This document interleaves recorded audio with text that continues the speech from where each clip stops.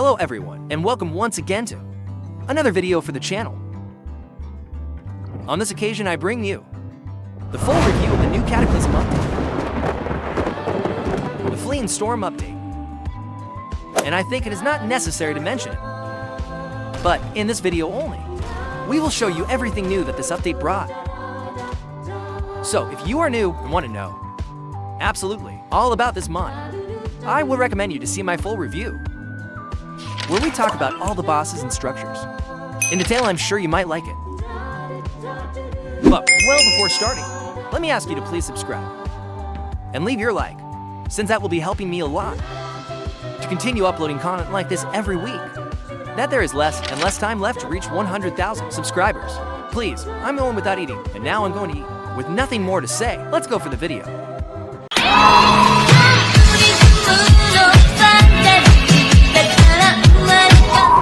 Welcome to Ender's Cataclysm, one of the best boss mods in all of Minecraft, each one coming with their own structures and enemies.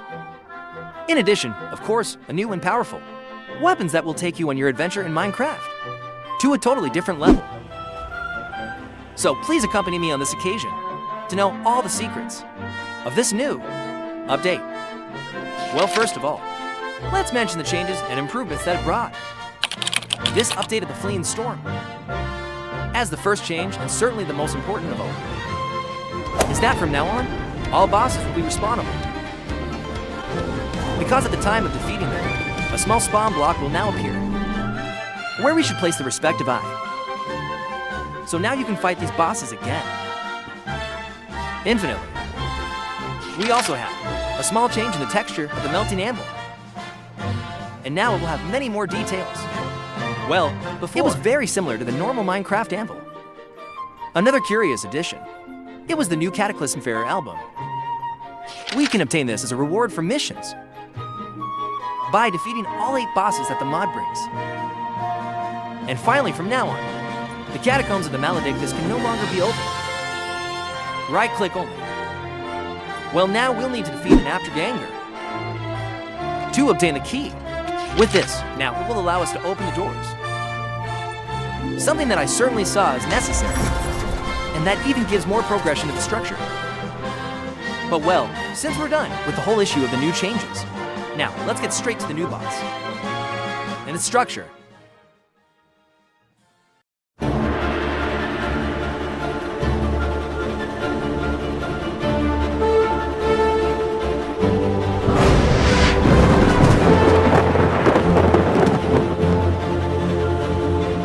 Well, we are now at the Acropolis today, being the largest structure in the entire mod, and that normally will appear in more motion biomes.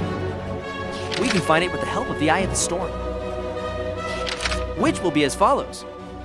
It will be a huge floating citadel made of a new marine stone, which will have their respective variants, like any block of stone. But if we had to highlight some, would be their new types of slab, or rather, the murals, because these will have the characteristic of to stand upright. As horizontal, we will be able to advance through the structure thanks to its waterfalls that will fall from the highest floors. Also, within the structure, we will find ancient murals. They will refer to the creatures that will live here. Having a total of 32. We can even create some on walls, blank with squid ink. But if we are talking about decorations, inside the Acropolis we will find the following statue. Well, as a curious fact, both the structure and the boss, they will be inspired by Greek mythology. I recommend you explore every corner of the structure, because from time to time you will come across treasures like these, as well as some hidden chests. And finally, to finish with everything about the structure, let's talk a little about your creatures that can only be found in this place. First, we will have the symbiotes, small octopuses, aggressive ones that will throw their ink to hurt you. We will mostly be able to see them attached to the drowned. When finishing with one of these, we will have a small chance that he will leave us your ink and tears. A new ingredient that we can use to create the following recipes. Hedgehogs will be fast little enemies with the ability to poison us by throwing its thorns. So much so that even when defeating him, we'll release a shower of thorns that will be almost impossible to evade. Continuing, we will have the Sidaria, a creature with the appearance of a jellyfish, because its own name will be a reference to the Cnidarians, which include both jellyfish, anemones, and even hydras. This enemy won't do too much damage, but he will be able to push you further with his enormous mallet, which, by the way, may also launch water projectiles at long distances. That will make you more fragile to electrical attacks. Then we will have the Hippocampus, huge armored seahorses, equipped with a spear and marine shield. At first, it may seem like a not very powerful enemy. However, this one has very dangerous abilities. How to cover yourself with a shield and create a powerful counterattack that will take you down a good amount of life. When he is defeated, he will leave us with tears. And finally, as for normal creatures, we will have the Claudian, the mini-boss of the structure, a huge crustacean equipped with a powerful hammer. Will have the ability to charge at high speed, being able to destroy everything in its path. Will also launch soil blocks that will give us the stunning effect, preventing us from moving for a few seconds. When defeated, he will leave us with tears in his claws. Inspired by the mechanics of claw crabs.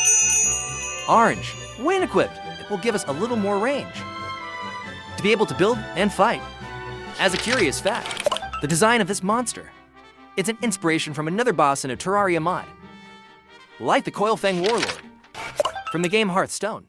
And as always, we left the best for last. Well, at the top of the Acropolis will be where we will find a huge anchor. In the center of everything, if we get to interact with it, the head of this structure will appear before us. Scylla will be a powerful creature with storm powers, so you can control both water and electricity. A rather dangerous combination. Well, if he uses his tidal attack, it will give us the humidity effect, making us much weaker to electric attacks, of which he will have a good variety of them. Both small projectiles, electrified puddles that will cover the battlefield, to a huge storm that will launch a large amount of lightning. Not to mention that he will be able to throw his enormous anchor at us, as if it were a projectile. At the moment of being defeated, this will make us shed a good amount of tears. His new musical album and the Essence of Storm, which will allow us to create new weapons. But before continuing with the topic of weapons, some curiosities about this boss. The name of Scylla refers to a sea creature from mythology.